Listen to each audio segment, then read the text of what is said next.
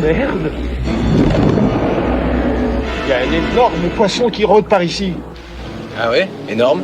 Après Les Dents de la Mer 3D qui avait tenté de surfer sur la vague de la mode des lunettes rouges et bleues avec un résultat kitschissime, on aurait pu croire que la saga Les Dents de la Mer allait enfin s'arrêter. Mais Universal, qui voyait toujours un potentiel commercial dans la franchise lancée 10 ans plus tôt, décide de pousser le bouchon encore un peu plus loin avec un 4e film. Son titre, Les Dents de la Mer 4, La Revanche. Et rien qu'avec son slogan, on comprend que le studio a choisi une direction, disons, radicale.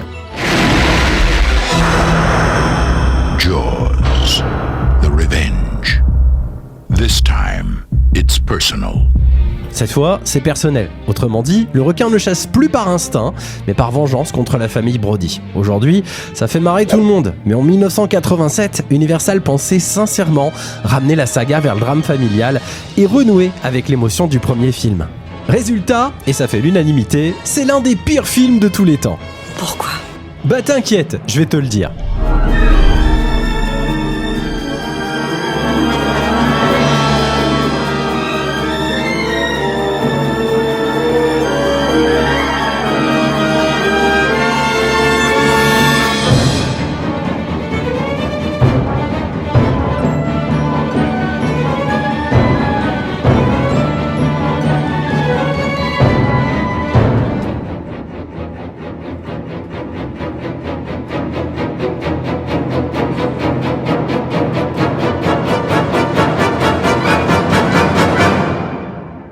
« 1987, c'est une grande année pour le cinéma parce qu'elle voit naître le début de futures grandes franchises avec Robocop de Paul Verhoeven ou encore Predator de John McTiernan. Mais 1987 sonne aussi le glas pour deux grandes sagas. Tout d'abord Superman avec son Superman 4, le face-à-face, et le film dont j'ai choisi de vous parler aujourd'hui. Et dans ce film, le requin, il n'a jamais été aussi mignon. Regardez-le avec sa petite bouille en train de ronger son nonos. Les Dents de la Mer 4, c'est le film dont j'ai choisi de vous raconter l'histoire dans ce dernier chapitre de notre story consacré à la saga Les Dents de la Mer.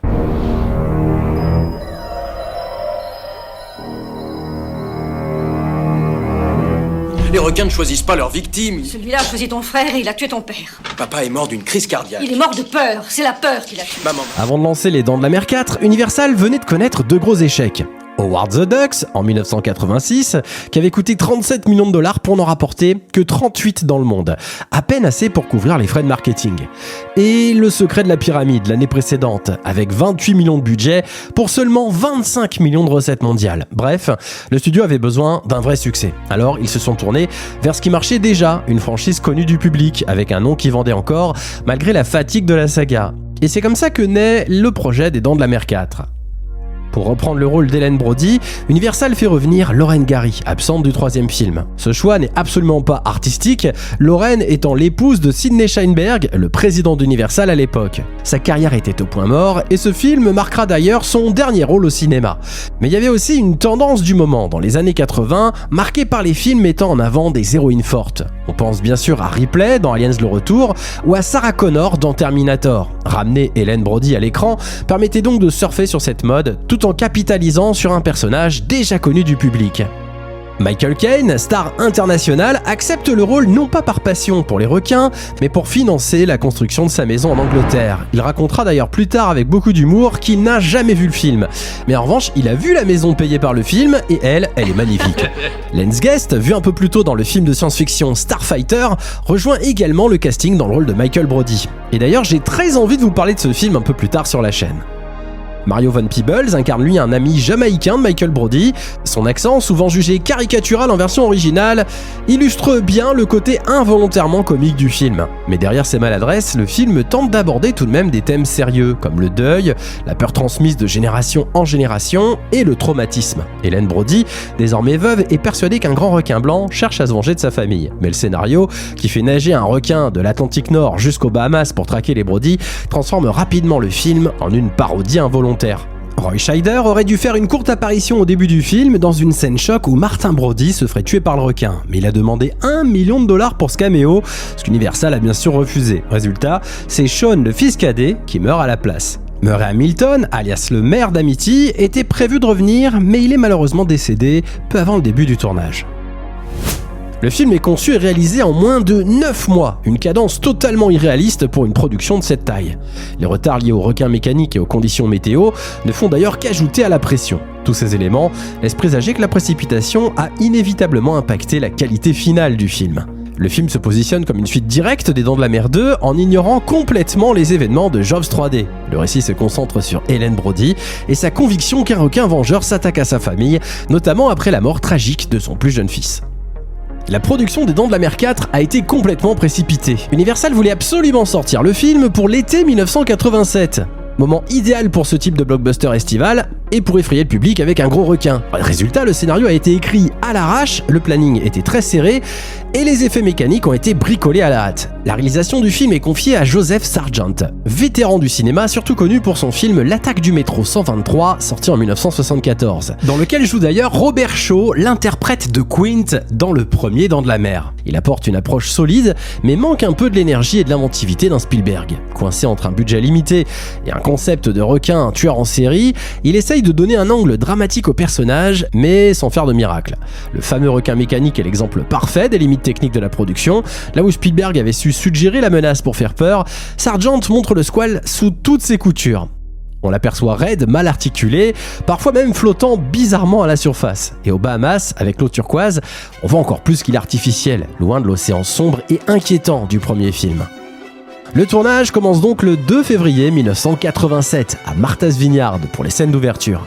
L'équipe profite de l'animation touristique, mais doit affronter un mois de tempête de neige. En 6 jours, il tourne tout de même 22 pages de scénario. Le 9 février, direction Nassau, aux Bahamas, pour 38 jours de tournage. Côté effets spéciaux, c'est Henry Millard chargé de construire 7 requins en animatronique. 2 modèles entièrement articulés pour les sauts et les attaques, des demi-requins et des ailerons. Chacun mesure jusqu'à 7,6 mètres et pèse plus d'1 tonne. Ted Ray, spécialiste du stop motion, complète avec des maquettes et des miniatures pour certaines scènes finales. Mais Sargent préféra retravailler les plans directement dans les studios d'Universal. Le tournage principal s'achève à Nassau aux Bahamas fin mai 87, mais tout n'est pas terminé. L'équipe repart ensuite au studio Universal pour tourner des scènes sous-marines en bassin et recréer une portion de la baie de Nassau sur le fameux Falls Lake. Et là, après les premières projections test aux États-Unis, Universal panique. La fin ne convainc pas du tout. Résultat, on rappelle toute l'équipe pour retourner la scène finale sur le bateau Neptune avec de nouvelles miniatures et des effets spéciaux supplémentaires. Ces reshoots commencent à peine 5 jours après la sortie américaine. La scène finale pose un vrai problème. Dans la version originale américaine, Hélène était censée empaler le requin avec le bateau, mais le public a trouvé cette fin trop violente, avec trop de giclées de sang. Universal a donc décidé de refaire certaines séquences avec des miniatures et des effets spéciaux, montrant la survie de certains personnages, comme celui de Mario Van Peebles. Ces reshoots ont d'ailleurs empêché Michael Caine d'assister à la remise de son Oscar pour son rôle dans Hannah et ses sœurs. Une anecdote de plus dans une production déjà chaotique. Michael Caine and Hannah and her sister. Le requin explose au lieu de saigner, Jack survit et il colle même une image du premier Dents de la Mer pour faire un clin d'œil. Cette version est celle qu'on retrouve ensuite à l'international et en sortie vidéo. Mais malgré tous ces efforts, certains décors paraissent totalement artificiels et la précipitation entraîne un dépassement de budget atteignant les 23 millions de dollars. La musique signée Mike Small, déjà responsable de Marathon Man, reprend le motif du requin créé par John Williams, et c'est peut-être l'une des seules vraies réussites du film. Ça permet de renforcer le lien avec les personnages et avec l'histoire originale. Mais une grande partie de la musique n'est pas utilisée telle quelle. Certaines parties ont été totalement abandonnées et la fin du film a entraîné des ajustements, donnant à la bande originale un rendu très différent de l'intention initiale. La production des Dents de la Mer 4 montre bien la pression d'Universal pour sortir un blockbuster estival. Entre contraintes techniques, logistiques et artistiques, le résultat est très bancal et souvent involontairement comique. Ellen Brody, hantée par ce qu'elle a vécu sur Amity, devient celle qui affronte le requin. Mais le scénario repose sur une idée complètement absurde. Un requin qui traverse l'Atlantique juste pour traquer une famille. Au final, on passe du drame familial à un soap-opéra aquatique. Et la franchise, qui tirait déjà sur la corde, tombe elle dans la parodie involontaire. Allez, viens me chercher, fumier.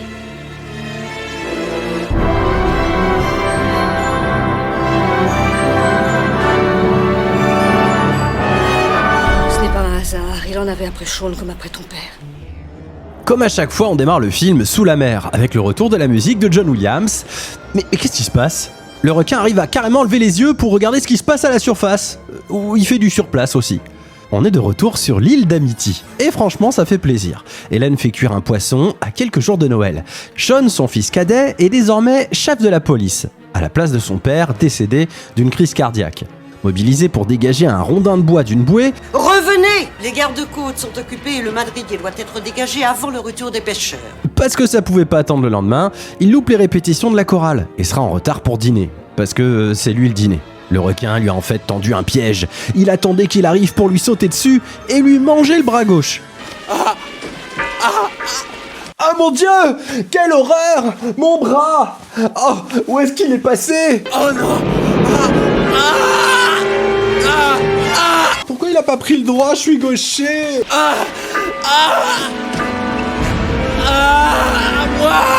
Au final, le requin fait couler son bateau et bouffe Sean. Peu de temps après, son corps est retrouvé. Et Michael et sa famille débarquent à Amity pour les obsèques. 2 personnages du premier film sont de retour, avec la membre du conseil municipal et la mère du petit Alex, victime du requin, qui avait pourtant collé une gifle à Martin Brody. Il se trouve que j'ai un point de vue et je crois qu'il est partagé par beaucoup de personnes présentes. Chef Brody? Oui. Logique? Bah non, pas logique. Je veux que tu t'éloignes de la mer. Quoi? Je ne veux plus que tu fasses ton horrible métier. Allez, viens t'asseoir, nous Je ne allons veux plus dîner. qu'un et seul ensuite- membre de ma famille s'approche de l'eau. Jamais, jamais, jamais. Michael, biologiste marin aux Bahamas, refuse d'arrêter ses recherches malgré les protestations d'Hélène. Hélène suppose que le requin en voulait personnellement à son fils. Ce qui donne envie à Michael de piquer un sprint sur la plage. Hélène est alors invitée pour fêter Noël avec le reste de sa famille aux Bahamas, où il n'y a pas de requin blanc. Mais sur le trajet, elle se remet à pleurer.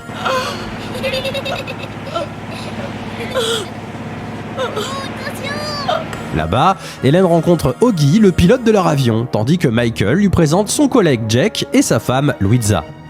Quelques jours plus tard, Michael, Jack et leur équipe découvrent que le requin a suivi la famille depuis Amity. Hélène, elle, est troublée par des cauchemars et semble sentir les attaques avant qu'elles ne se produisent. Quand ce requin a tué Sean, j'ai su que c'était son choix, un choix délibéré, je l'ai su. Je sais qu'il va revenir. Le requin décide alors enfin de se montrer à Jack et de dévorer le bateau, ce qui le fait saigner. Le bateau, pas le requin. Hélène semble entrer en télépathie avec lui alors qu'elle n'est pas présente sur les lieux. Les requins vont et viennent, Hélène. Aucun rapport avec les gens, aucun. C'est toi qui l'aurais dû attaquer, Jack. Il était sur toi. Pourquoi il l'a pas fait? Fais-moi une fleur, tu veux, dis pas un mot de cet animal à ma mère. Jack tente alors d'attacher un dispositif au requin pour le traquer, mais l'animal attaque Michael dans une épave. Michael, il est là.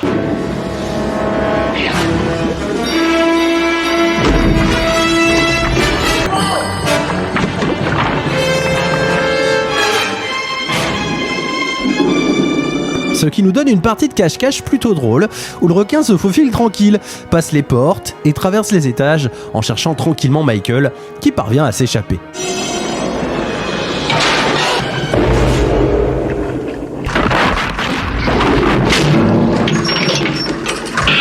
Plus tard, Hélène arrive à percevoir un aileron de loin sur la plage et sans jumelles. Le requin avait envie d'un petit dessert, alors il décide de se faire une banane où se trouve Théa, la fille de Michael. Mais le requin se trompe de cible. C'est lui qui aurait peut-être eu besoin de jumelles.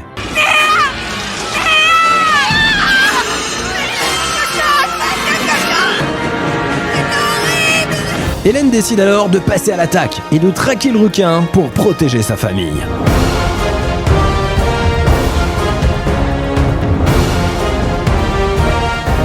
Hélène est déterminée, elle a décidé d'en découdre. Le requin bondit alors hors de l'eau et tente de la dévorer. Je la vois. C'est elle, là. Voyez, c'est son bateau. Et là, je me trompe ou c'est lui?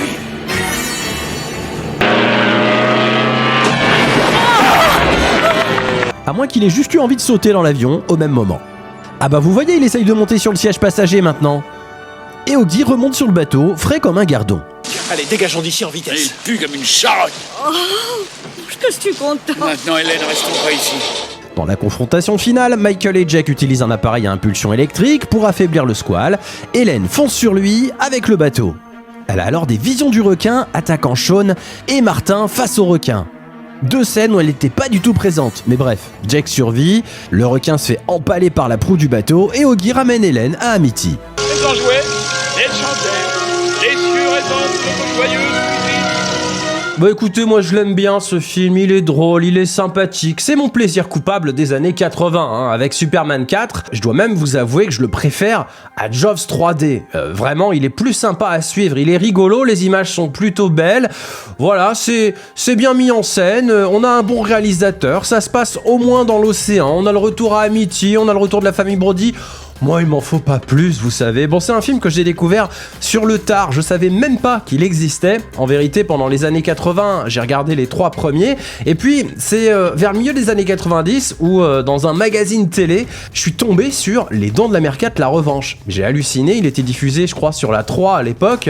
Et je me suis dit, mais quoi ? Mais il y a un 4e épisode qui existe, mais c'est pas possible, il faut que je le regarde. Bon, évidemment, j'ai déchanté parce que dans les années 90, j'avais plus 10 ans. Et là, forcément, j'ai vu l'étendue des dégâts. Universal en a clairement plus rien à foutre avec ce film. Ça se voit avec le requin qui n'a plus rien de terrifiant, qui est le moins bon de la saga. Bon, en même temps, le délai a été si court pour concevoir les requins en animatronique qu'il faut quand même pas non plus blâmer l'équipe des effets visuels sur ce film. C'est pas en 9 mois qu'on peut accoucher d'un blockbuster de l'été. Ils se sont précipités. En plus, ils sont tombés sur une bonne poire. Joseph Sargent, il lui file la réalisation, il lui confie aussi la production. Comme ça, ils ont plus à s'impliquer. Le mec a carte blanche, il gère tout et il a un délai très court. Bon, il y a été. Honnêtement, je pense qu'il aurait mieux fait de refuser. On voit bien qu'ils étaient juste intéressés par les recettes au box-office et plus du tout par ce que va raconter le film ou même à relancer leur saga et la maintenir à flot. Hélène, bon bah elle est ridicule. Des débuts à la fin, elle ne fait que chialer. Elle pleure son fils, elle repleure son mari, puis elle repleure son fils, puis elle se plaint tout le temps. Elle a sa folle théorie du requin qui serait venu se venger de sa famille. Bon, tout ça évidemment n'a aucun sens. C'est ce qui prête à sourire parce que bah, c'est pris très au sérieux par les personnages dans le film. Évidemment, on n'est pas sur une parodie cette fois. On est vraiment sur une Hélène Brody qui y croit dur comme fer. Le requin en veut absolument à sa famille. Bon, et en même temps, ce qui nous est raconté dans le film va pas lui donner tort. Le casting est franchement pas mauvais. Bon, par contre, les seconds rôles, c'est une catastrophe. Ils ne font que hurler. Voilà, quand il y a le requin qui arrive.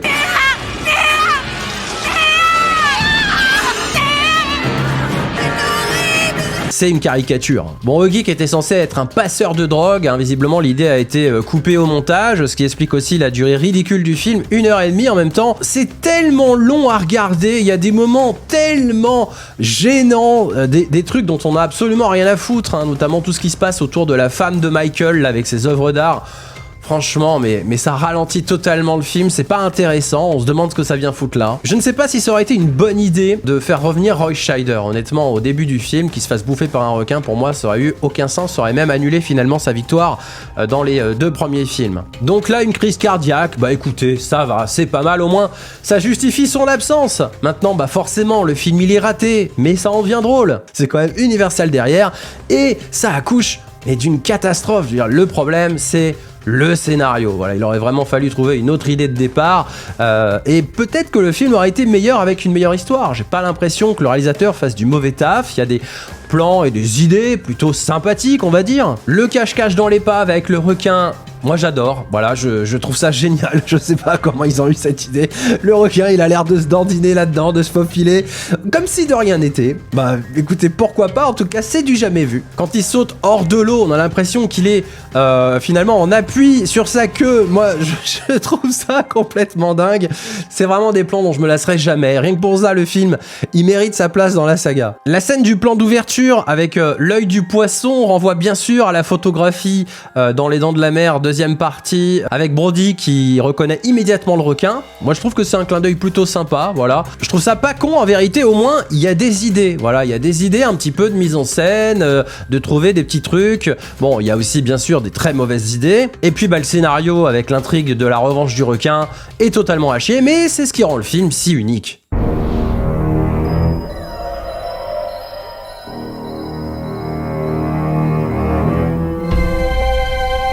De tout temps, l'homme a été attiré par la mer. C'est un monde étrange et étranger, où l'homme est un intrus entièrement à la merci du plus terrifiant des prédateurs.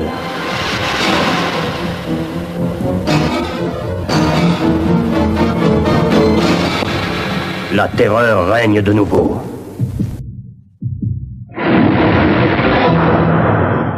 Les Dents de la Mer.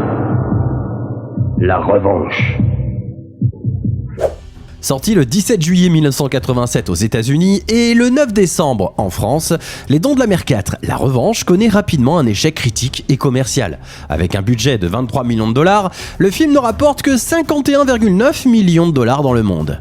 Pour se rendre compte de l'ampleur du désastre, le premier film de Steven Spielberg avait généré plus de 470 millions de dollars, le deuxième volet environ 188 et Jaws 3D près de 88 millions. La Revanche dépasse à peine la moitié du troisième film, montrant à quel point la saga a perdu de son attrait auprès du public. La presse de l'époque est unanime dans ses critiques négatives. Roger Ebert du Chicago Sun-Times lui attribue une demi-étoile sur 4 et parle de l'un des films les plus stupides jamais réalisés. Le New York Times souligne l'absurdité du scénario avec ce fameux requin vengeur. À l'international, les critiques sont tout aussi sévères, qualifiant le film de nanar involontairement comique. Le film reçoit aussi plusieurs nominations aux Razzie Awards, dans les catégories pire film, pire actrice pour Lauren Gary, pire scénario, bref le succès public et critique n'est clairement pas au rendez-vous. Pourtant, avec le temps, Les Dents de la Mer 4 a acquis un statut un peu paradoxal de nanar de luxe. Dans les années 90 et 2000, il est régulièrement cité parmi les pires suites de l'histoire du cinéma, aux côtés de Superman 4, sorti la même année en 1987. Le public se moquant bien sûr des incohérences du scénario et des dialogues totalement absurdes. La saga sera même parodiée dans Retour vers le futur 2 en 1989, où Marty découvre en 2015 une salle projetant Les Dents de la Mer 19, avec le slogan « Cette fois, c'est vraiment, vraiment personnel ». Clin d'œil direct à La Revanche et son fameux « Cette fois, c'est personnel ». Le requin a toujours l'air aussi faux. Aujourd'hui, Les Dents de la Mer 4 reste un film paradoxal. À sa sortie, c'était un échec total. Mais il nous fait tellement marrer par son côté grotesque et ridicule qu'on en viendrait presque à le préférer à Jaws 3D comme plaisir coupable.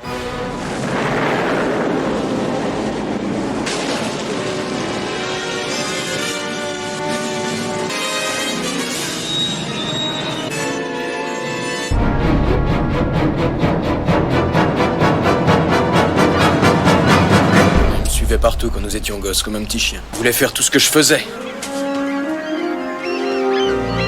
En revoyant ce film, on a surtout l'impression d'assister à l'enterrement d'une saga qui n'aurait jamais dû aller aussi loin. Les Dents de la Mer 4 est devenu culte malgré lui. Un nanar qu'on aime ressortir entre potes pour se marrer devant un requin qui poursuit une famille par pur esprit de vengeance. Mais au fond, ce 4e épisode n'est qu'une note de bas de page dans l'histoire du cinéma. Parce que si la saga Les Dents de la Mer reste dans les mémoires, ce n'est pas pour ses suites, mais bien pour son premier opus, celui de Steven Spielberg en 1975.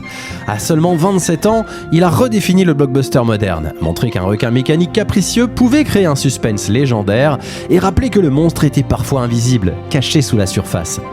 Les suites, elles, n'ont fait que courir après ce modèle inatteignable. Spielberg l'a lui-même reconnu, il regrette de ne pas avoir été plus impliqué dans la franchise après le premier film. Une leçon qu'il retiendra pour Jurassic Park. Cette fois, il restera producteur exécutif sur toutes les suites, y compris les Jurassic World, pour garder un œil sur son héritage. Avec Les Dents de la Mer, il a compris qu'à Hollywood, si tu ne protèges pas ta création, d'autres finissent par la dénaturer. On se souvient vaguement du 2 pour sa tension plutôt correcte et son respect de l'œuvre originale. On rigole devant le 3 complètement kitsch et on se moque du 4 catastrophique. Mais on en revient toujours au premier. Et c'est ça l'héritage de la saga. Avoir donné au cinéma son tout premier blockbuster d'été. Un film qui mélange spectacle, drame humain et peur universelle.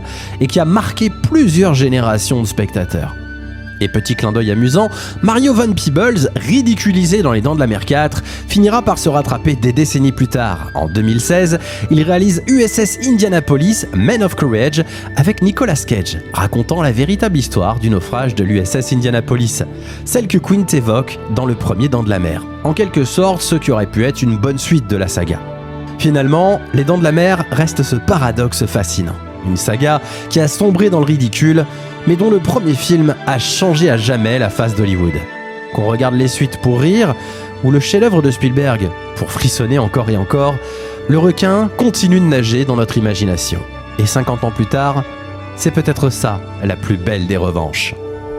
So, you know, Jaws was a fun movie to watch, not a fun movie to make, under the worst of conditions, and sometimes very sweet conditions, but most of the time under the worst conditions. Fin fin de cette saga consacrée aux Dents de la Mer. Ça m'a fait très plaisir de bosser sur ces 4 films et de vous en parler. Moi je l'aime beaucoup cette saga, voilà, clairement, j'aime tous les films d'ailleurs. Bon, évidemment, le premier reste indétrônable, mais c'est une saga que j'aime bien me remater l'été, en tout cas, ça reste voilà, un exemple en tout cas de ce qu'un studio peut faire de pire avec l'une de ses plus grandes franchises. Vous pouvez désormais suivre la story en intégralité sur la chaîne, du premier de Steven Spielberg jusqu'au dernier, donc profitez-en, n'hésitez pas à aller revoir les autres vidéos. Abonnez-vous si mon travail vous plaît, si vous voulez soutenir la chaîne, ça me récompensera évidemment pour tout le travail fourni sur toutes ces vidéos. Le premier film de Steven Spielberg restera bien évidemment un chef-d'œuvre dans l'histoire du cinéma. Il restera à jamais l'un des meilleurs films qui a jamais été produit et réalisé. Et puis pour les suites, bien sûr, c'est très discutable. Je vous laisse en débattre maintenant en commentaire. Likez, partagez cette vidéo comme d'habitude, soutenez la chaîne sur Tipeee ou ici sur YouTube en rejoignant les membres de la chaîne, les clappeurs. Je remercie d'ailleurs toutes celles et ceux qui se réengagent chaque mois. Voilà, merci pour votre confiance. Et puis vous pouvez retrouver comme d'habitude tous mes réseaux en description. Boostez la vidéo, vous le savez, vous avez droit à 3 boosts par semaine. Ça fera toujours du bien à la vidéo et à la chaîne en général. Il me reste plus qu'à vous dire à la semaine prochaine. En attendant, portez-vous bien, c'était Clap Story. Ciao.